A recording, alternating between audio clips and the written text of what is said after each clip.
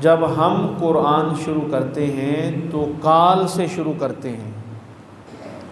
یہ قرآن جب میرے نبی پہ اترا تو آپ کی ابتدا قال سے نہیں حال سے شروع ہوتی تھی۔ اگر آپ کو نہیں بھی سمجھ آئی تب بھی کہہ دیں سبحان اللہ۔ ہاں، کوئی ایسی بات نہیں، ہر بات سمجھ میں آ جائے یہ ضروری بھی نہیں ہوتا۔ ہر بات تو نہیں نا سمجھ میں آتی جی، ہر بات ہی سمجھ میں آ گئی تو پھر تو بات ہی ختم ہو گئی، پھر تو گل ہی مک گئی نا جی۔ تو اس لیے یہ بڑی خاص بات ہے جو میں نے عرض کی ہے۔ اب اس پر میں ایک حدیث شریف آپ کو سناتا ہوں۔ جس وقت نبی پاک صلی اللہ علیہ وسلم پر قرآن نازل ہوتا تو آپ پر حال طاری ہو جاتا، آپ کی کیفیت بدل جاتی۔ پہلے حال آپ پر طاری ہوتا، پھر قال جاری ہوتا۔ یہ بہت ہائی لیول کی بات ہو رہی ہے، بہت ہی اوپر کی بات ہو رہی ہے۔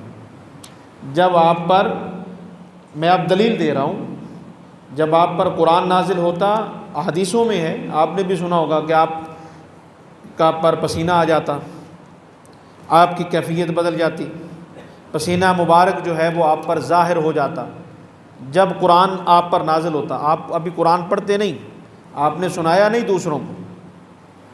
تو یہ امتی میں اور نبی میں میجر فرق ہے۔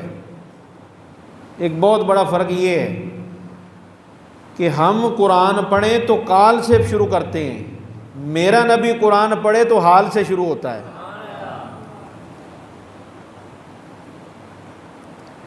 دوسرے لفظوں میں یوں کہیں، یہ تو پڑھی لکھی بات ہے، اب اس کو میں سادہ لفظوں میں اگر بتاؤں کہ آپ کی بات اندر سے شروع ہوتی ہے، ہماری بات جو ہے وہ باہر سے شروع ہوتی ہے۔ تو قرآن کہاں سے شروع ہوتا ہے؟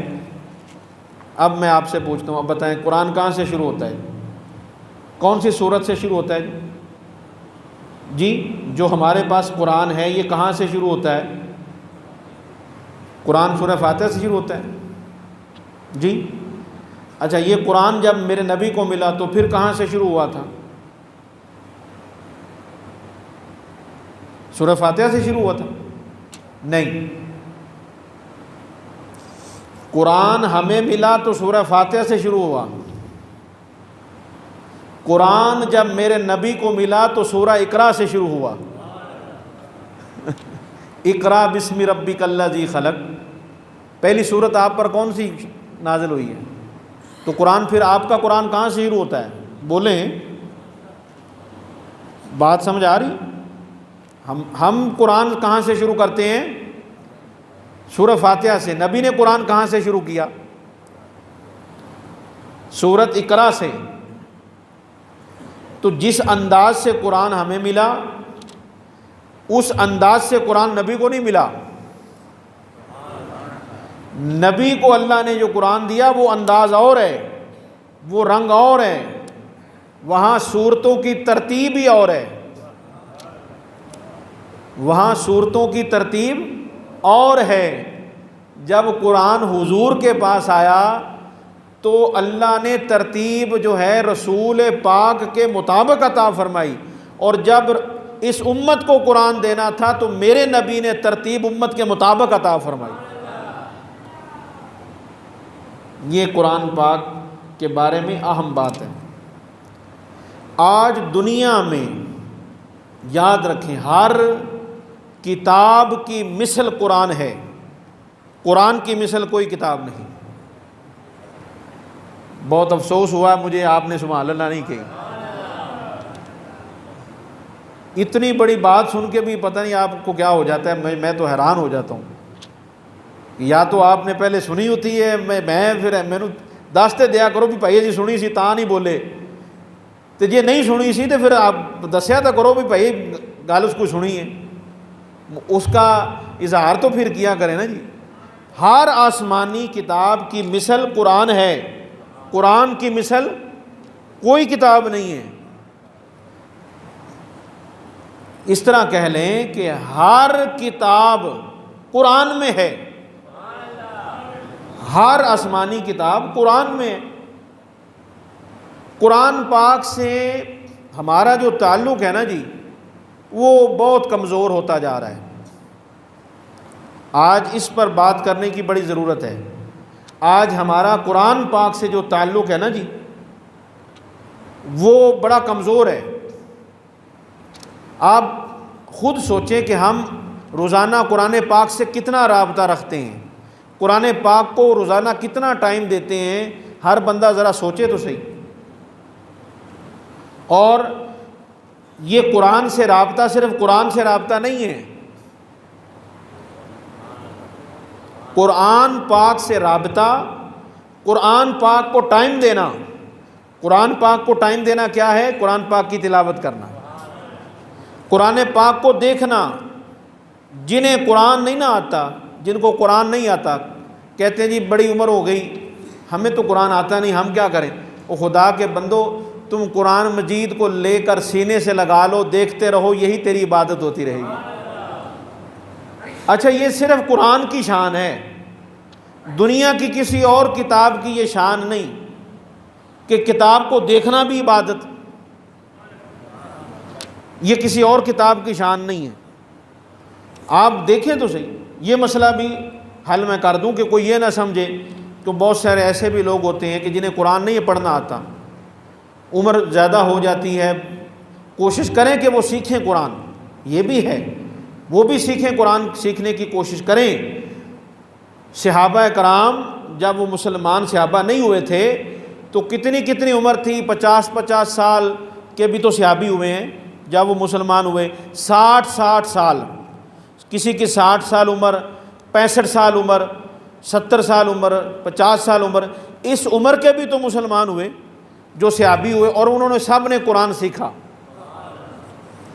سیکھنے کی کوشش کریں، لیکن یہ بات میں اس لیے کر رہا ہوں کہ ابھی فوری قرآن کی شان یہ بتا رہا ہوں، قرآن پاک کی فضیلت پر ہم یہ بات کر رہے ہیں کہ قرآن پاک دنیا کی وہ کتاب ہے، یہ واحد کتاب ہے کہ جس کو دیکھنا بھی عبادت ہے، قرآن پاک کو ہاتھ لگانا بھی عبادت ہے، قرآن پاک کو چومنا عبادت ہے، قرآن پاک کو سینے سے لگانا عبادت ہے، قرآن پاک کا ذکر کرنا عبادت ہے، قرآن پاک پہ غور کرنا عبادت ہے، قرآن کی طرف توجہ کرانا عبادت ہے، قرآن پاک کی طرف لوگوں کو بلانا عبادت ہے، قرآن پاک کی بات سنانا عبادت ہے، قرآن پاک کی محفل میں بیٹھنا عبادت ہے، قرآن پاک کا ذکر عبادت، قرآن پاک کی فکر عبادت، قرآن پاک کا اثر عبادت، قرآن پاک کی اثر عبادت، قرآن پاک کا ہر پہر عبادت، قرآن پاک کی ہر لہر عبادت، قرآن پاک کی ہر لہر عبادت، قرآن پاک کی ہر سطر عبادت، قرآن پاک کا ہر لفظ عبادت ہے۔ قرآن کو دیکھو عبادت ہو جائے، قرآن کی سنو عبادت ہو جائے۔ توجہ ہے؟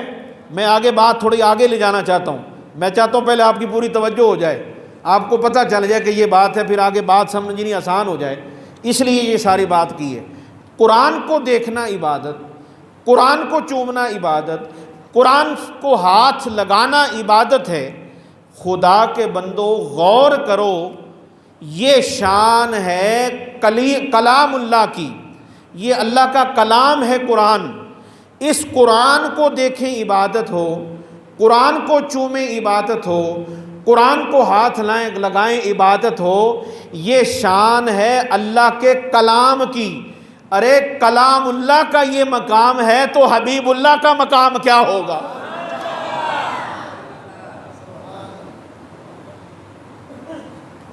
بھی سیدھی سی بات ہے، جب قرآن کی یہ شان ہے تو جس ہستی پر قرآن نازل ہوا، جن پر قرآن اتر رہا ہے،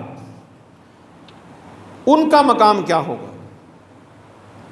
تو قرآن پاک سے جو تعلق ہے، آج موبائل کو دیکھنے کی ضرورت نہیں، اخبار کو دیکھنے کی ضرورت نہیں، رسالے، کہانیاں، ڈائجسٹ کو دیکھنے کی ضرورت نہیں، ہمیں آج قرآن کو دیکھنے کی ضرورت ہے۔ ٹی وی دیکھنے کی ضرورت نہیں ہے، ہماری ضرورت قرآن کو دیکھنا ہے، خبریں پڑھنا ہماری ضرورت نہیں ہے، قرآن کو پڑھنا ہماری ضرورت ہے۔ قرآن پاک ہماری ضرورت ہے، قرآن پاک ہماری حاجت ہے، قرآن پاک سے تعلق ہمارے لیے نہایت ضروری ہے۔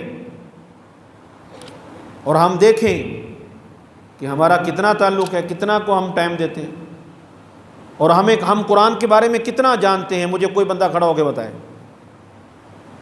بتائیں قرآن کے بارے میں آپ کتنا جانتے ہیں؟ چلے میں ایک ہی بات پوچھ لیتا ہوں، چھوڑ دے ساری باتیں۔ جو لائیو دیکھ رہے ہیں وہ مجھے کمنٹ کر کے بتائیں، جو سوال کرنے لگا ہوں آپ میں سے کسی کو پتا وہ مجھے بتائے۔ اور میں اس لیے پوچھ رہا ہوں کہ ہمیں پتہ تو چلے یار، ساری زندگی ہم قرآن سن رہے ہیں، قرآن کی بات، قرآن قرآن قرآن، ہم قرآن کے بارے میں جانتے کتنا ہے یار؟ کبھی سوچا کتنی معلومات ہمیں قرآن کے بارے میں؟ میں صرف ایک سوال پوچھتا ہوں، مجھے کوئی شخص یہ بتا دے کہ قرآن کے ہم پر حق کیا ہیں، چلیں اس سے پتہ چل جائے گا ہمارا قرآن سے تعلق کتنا ہے اور ہمیں قرآن کی کتنی معلومات ہیں۔ بتائیں ایک مسلمان پر قرآن پاک کے کتنے حق ہیں؟